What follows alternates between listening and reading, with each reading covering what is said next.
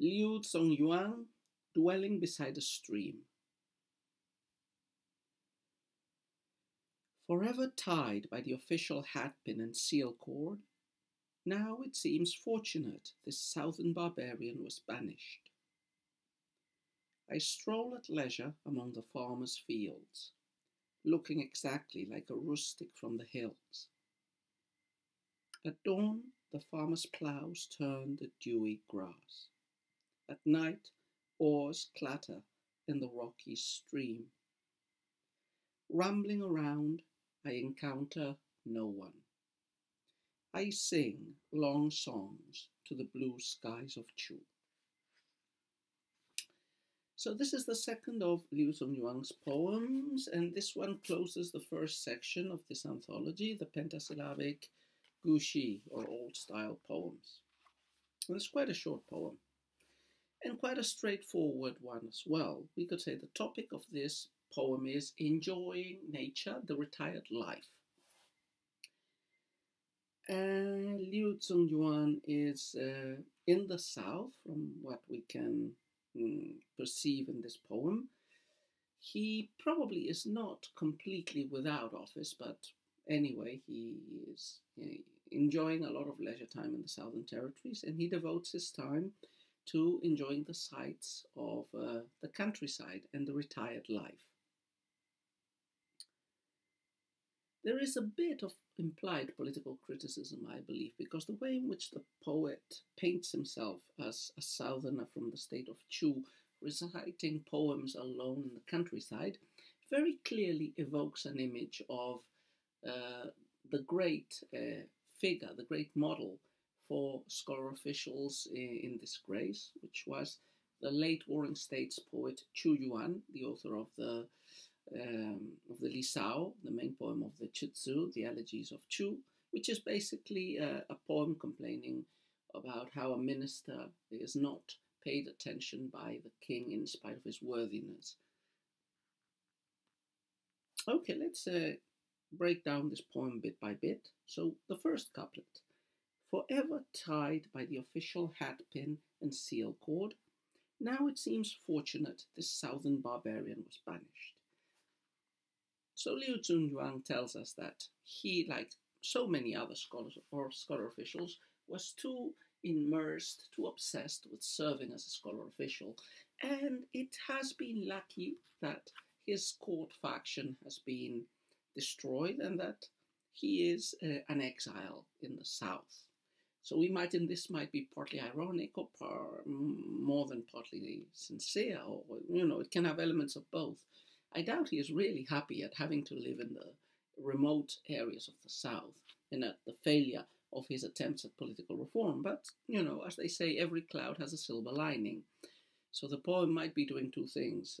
It might be being ironic, but on the other hand, it might, you know, just reflect the very real dichotomy always present, as we've mentioned in other videos, in the scholar official soul, his desire for the life of retirement and intellectual and aesthetic and social cultivation, and his obligation to serve in office, to serve the state, to improve the world, to help his fellow citizens.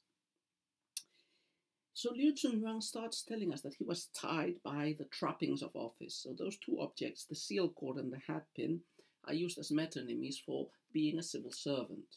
Seal cords were important because seals were very important in all Chinese culture as symbols of status and as symbols of office. So officials carried a seal, a state seal, that indicated what position they had in the government, and they were tied by silk cords to their clothing. So they were, apart from a symbol of status and a useful tool for office, they were, you know, a piece of the clothing of the scholar official. The official hatpin as well, so the officials had to wear specific types of clothing, including hats and hatpins. So now, I, who have been tied to office, now I can live without this. I am fortunate in being banished. And the poet describes himself as a southern barbarian, which feels a bit weird. As far as I know, Liu Zongyuan was from the north of China, from the province of Shanxi, very close, or relatively close, to the imperial capitals and the heartland. He wasn't a southerner.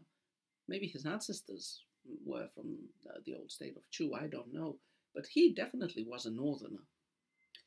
I interpret this, the southern barbarian, the poet calling himself like that, as part of his attempt at recreating, impersonating himself as Qu Yuan, the poet, and as a member of the state of Chu, of the south of China. He did come to appreciate and to write very friendly and empathetic poems towards the south of China, but that might also be related to this image. Anyway, I stroll at leisure among the farmers' fields, looking exactly like a rustic from the hills. So he is enjoying the retired life, and he is going to describe a little bit of the nature in this couplet and in the next, especially in the next one. It's important to mention that this description is of a subdued domestic nature, so this would connect this poem with the tradition of the fields and gardens poetry that we've talked about in some of the previous poems, and which ultimately harks back to Tao Chien, as opposed to the poetry of wild, savage, untamed, unhumanized nature. This is cultivated nature, the nature of farmers working the fields, of people working, of the humble classes. So he is enjoying a walk around the farmers' fields, and he himself is probably not dressed opulently or anything. He looks like a rustic man from the mountainside. And what does he see? That's what the third couplet tells us. At dawn, the farmer's ploughs turn the dewy grass.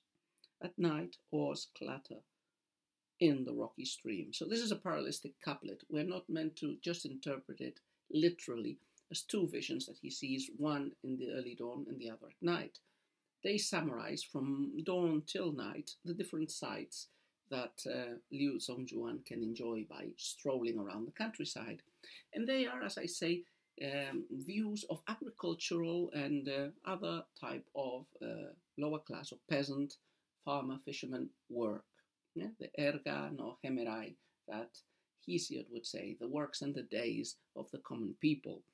So the farmers are ploughing, yeah, and in the morning when the dew has just settled on the grass, it's a beautiful image to see the shiny green being upturned by the brown as the farmers' ploughs lift the soil. At night, this is a visual image because the parallelistic second line, apart from changing from morning, so dawn to night, ploughs to oars, dewy grass, rocky stream. Apart from doing these parallelistic changes, the image changes from visual to oral because it is heard. At night, oars clatter in the rocky stream. We might imagine the poet hearing fishermen going out into the stream.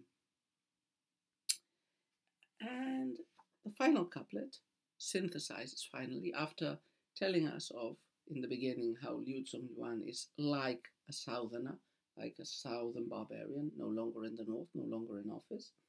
After telling us that he's enjoying the rural life and the sights and sounds of it, after detailing some of those sights and sounds, which are basically farmers and fishermen working, he concludes with the last couplet, explaining how he feels.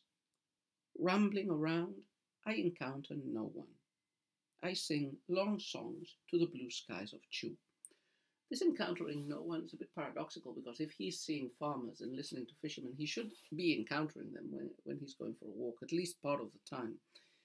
But the poet is in his solitude. He is far away from the other scholar officials. He's far away from the capital. In a way, even when he is with company, he is alone. But we might also imagine that while rambling, he's sometimes going up the mountains or in forested areas, and he might not necessarily be encountering people. Singing alone in the wild is a very romantic thing that a lot of scholar officials do. And not only scholar officials, Li Bai has a lot of poems like this. He sings long songs to the blue skies of Chu. Again, this conclusion connects us with what I had said in the beginning. He's in Chu, the south of China, not all of it. A big part of the Yangtze Middle Valley, in the lower valley, is considered Chu, the territory of that old Warring States kingdom.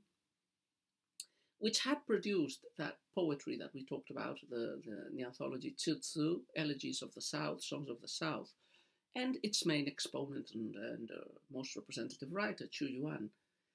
And Qu Yuan has lots of poems in which he is roaming alone in the countryside, reciting long poems of complaint. So Liu Zongyuan is also dressing up, putting the garb of Qu Yuan, walking around the countryside and reciting long poems, probably long poems in the Chu style, complaining about the injustice of his marginalization.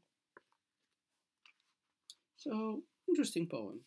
A bit short, but with lots of resonances and with lots of implied references to Chinese culture and history.